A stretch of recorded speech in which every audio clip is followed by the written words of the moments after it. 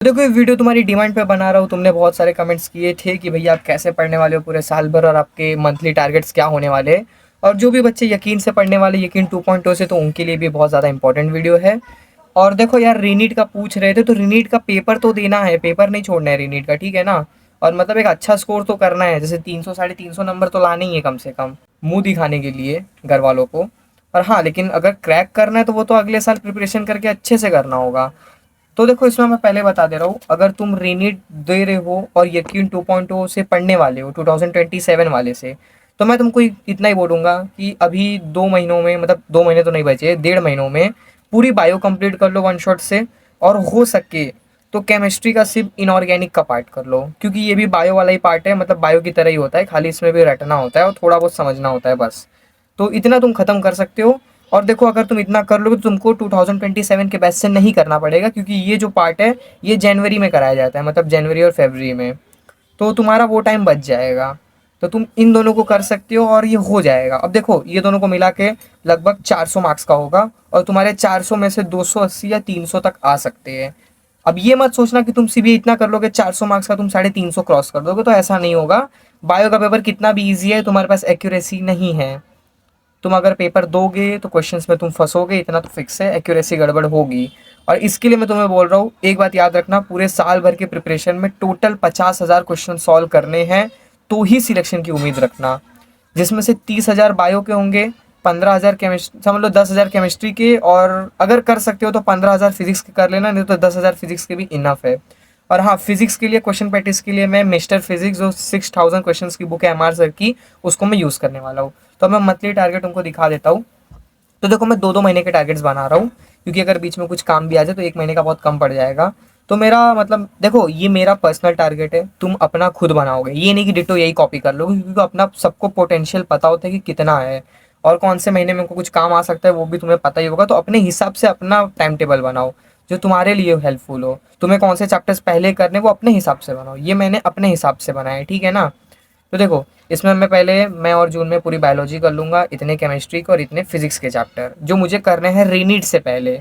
उसके बाद रीनीट देने के बाद फिर मैं अपना 2026 जो पुराना बैच है उससे मैं अपना जुलाई और अगस्त में लगभग आधी 11th, मतलब मैकेनिक्स का जो पार्ट है वो आधा तो कर ही दूंगा, और पूरी फिजिकल केमिस्ट्री ख़त्म कर दूंगा। फिर सितंबर अक्टूबर में लगभग पूरी 11th की फिजिक्स में कंप्लीट कर दूंगा, और इनऑर्गेनिक में आधा कर दूंगा, मतलब आधी ऑर्गेनिक, सॉरी गड़बड़ हो जाती है वीडियो में तो उतना कर देना इग्नोर।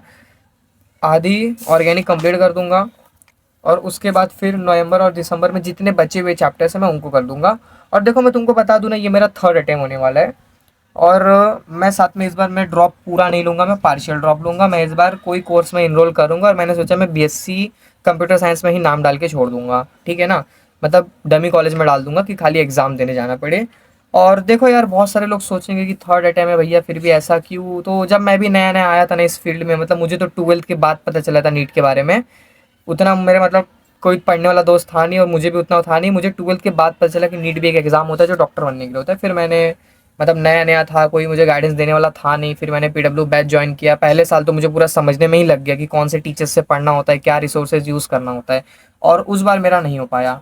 फिर सेकेंड, मतलब ये वाले अटेम्प्ट में मैंने स्टार्टिंग में अच्छे से पढ़ाई की, मतलब सब बढ़िया चल रहा था। फिर उसके बाद वही अगस्त में फेस्टिवल्स चालू हुए, उसके बाद फिर धीरे धीरे मेरा बैकलॉग बनने लगा, और फिर ऐसा मैं बैकलॉग में फंसा, फिर मैं कम बैक नहीं कर पाया। और इसीलिए पता है मैं तुम्हें भी बता रहा हूँ कि जितनी ज़्यादा मेहनत ना, ये अगस्त तक, ये जो 4 महीनों में तुम जितनी ज़्यादा मेहनत कर लोगे ना, उतना तुम्हारा सिलेक्शन का चांस बढ़ जाएगा। क्योंकि देखो नीट में ऐसा ही होता है, अगर ये 4 महीने तुम अच्छे से पढ़ रहे हो तो ही तुम अगले के जो महीने हैं 4 महीने उनको सुकून से पढ़ सकते हो। लेकिन अगर ये बेकार कर लोगे तो फिर ये भी बेकार हो जाते हैं, और फिर पूरा ड्रॉप बेकार हो जाता है। तो ऐसा तुम भी मतलब एक ऐसा बना लो टारगेट लिस्ट, जिसमें बायो में जैसे लेक्चर्स हो गई, डीपीपी मॉड्यूल, फिर एनसीईआरटी पढ़ना है, उसके बाद रिवीजन करना है। और फिजिक्स में, मतलब केमिस्ट्री में भी वैसा ही है सेम, और फिजिक्स में तो मैंने मॉड्यूल हटा के मिस्टर फिजिक्स कर दिया, और केपीपी में लास्ट में करूँगा। और देखो अगर मैं मतलब एडमिशन लूँगा बीएससी सीएस में, तो मुझे इतना पता है कि मुझे अपना सिलेबस नवंबर तक ख़त्म करना रहेगा, क्योंकि दिसंबर में पहला सेमेस्टर होता है। तो वो 1 महीना मेरे हाथ में नहीं रहेगा। तो इसीलिए मैं इतना चाहता हूँ कि मतलब जब मैं वो पेपर देने जाऊँ बीसीसीएस का फर्स्ट सेमेस्टर, तो मेरा सिलेबस एटलीस्ट कंप्लीट रहे कि उसके बाद जब मैं पेपर से रिटर्न आ जाऊँ तो उसके बाद मैं डायरेक्ट रिवीजन पे जाऊँ, कोई सिलेबस छोड़ के ना जाऊँ। और इसके लिए मैंने मतलब थोड़े हार्ड टारगेट्स लिए, मतलब 2 महीनों में अभी फ़िलहाल मैं का तो ख़त्म ही है, फिर भी बहुत ज़्यादा चैप्टर्स हैं। तो मैं ट्राई करूँगा, चलो अगर इसमें से पूरा भी नहीं कर पाया, 2-3 मतलब ऐसा बच जाएँगे, लेकिन मोस्ट ऑफ मैं करने का ट्राई करूँगा। और इसके लिए मैं अभी इतना चाहता हूँ कि देखो, अगर तुम लोग भी पढ़ना चाहते हो ना, तो स्टार्टिंग से ही बहुत ज़्यादा पढ़ाई करो। मतलब ये नहीं कि अभी स्टार्टिंग का महीना है तो आराम आराम से पढ़ेंगे, लास्ट में जाके सीरियस होंगे, ऐसा नहीं होगा। अभी से जितना सीरियस हो जाओगे उतना बेटर होगा। तो जितना सीरियस हो सकते हो ना, अब भी हो जाओ और अपने खुद के प्लान्स बनाओ। और हाँ, बहुत सारे लोग बोल रहे थे कि भैया यूट्यूब से पढ़ने के लिए, तो देखो मैं दिन में मतलब रोज़ मैं डेली एक ही वीडियो अपलोड करूँगा। और कल की वीडियो मैं सोच रहा हूँ उसी के ऊपर बना दूँ, थंबनेल रेडी है, बस वीडियो रिकॉर्ड करना है। और देखो, वैसे वीडियोस के लिए ना थोड़ा रिसर्च करना पड़ता है कि कौन से वन शॉट बेस्ट हैं, कौन सा मतलब सही था, कौन से ईयर का। तो अलग अलग उम्मीद के, प्रचंड के वन शॉट पूरा मतलब मैंने सिलेक्ट किए हैं, उस हिसाब से मैं तुम्हें बताऊंगा कि देखो कोई ऐसा फालतू वीडियो बनाना नहीं है कि बस व्यूज़ के लिए बना दो और उसमें तुम्हारा घाटा हो। अगर तुमने वन शॉट की वीडियोस मेरे से मांगी है तो मैं अच्छे से रिसर्च करूंगा उसके ऊपर कौन सा वन शॉट बेस्ट है, उसके बाद मैं तुम्हारे लिए लाऊंगा। तो मैंने मतलब पूरा सब रेडी हो गया, मैंने एक बुक में लिख लिया कि कौन कौन से वन शॉट कौन से सब्जेक्ट के लिए देखना है।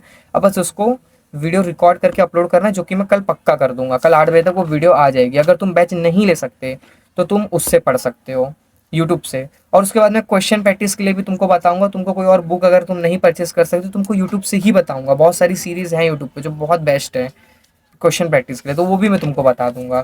और देखो यार, जिसको रीनीट देना हो ना देना हो, एक बात याद रखना कि रीनीट देने तो जाना है, पेपर नहीं छोड़ना है, ठीक है। तुम प्रिपरेशन भले ही करो 2027 के लिए, लेकिन रीनीट का पेपर नहीं छोड़ना है। मैं भी प्रिपरेशन कर रहा हूँ, और अगर मैं इतना कंप्लीट कर लूँगा ना तो ये लगभग 400 से 450 मार्क्स का मतलब नीट में आता है इसमें से। तो 300 तक तो मेरे आ ही जाएंगे। और वैसे मेरे घर वाले मेरे से मार्क्स नहीं पूछेंगे, मेरे घर वाले कुछ मतलब उतना स्ट्रेस नहीं देते हैं पेपर के लिए। मुझे तो ये भी बोला तुझे नीट नहीं करना तो कुछ और कर ले। तो मुझे उतना कुछ स्ट्रेस नहीं है, और मैं घर पे मार्क्स भी नहीं बताने वाला मेरे ये वाले अटेम्प्ट के, ठीक है। और मेरे पापा तो मुझे बोलते हैं कि तू 5 अटेम्प्ट दे, तू बीएससी में इस बार एनरोल कर दे, उसके बाद जब से तेरा ग्रेजुएशन कंप्लीट है तू तब तक नीट के अटेम्प्ट दे। लेकिन मैं उतना देने वाला हूँ नहीं, मैंने सोच लिया ये मेरा लास्ट अटेम्प्ट है। और अगर इसके बाद मेरा नहीं होता है ना, तो और भी एग्जाम्स होते हैं, जैसे रेलवे के हो गए, एसएससी सीजीएल्स के हो गए। तो ये वाला अटेम्प्ट देने के बाद अगर मेरा नहीं होगा 2027 में, तो उसके बाद फिर जो 2 साल बचेंगे ग्रेजुएशन के, मैं उसमें वो सब की तैयारी कर लूँगा।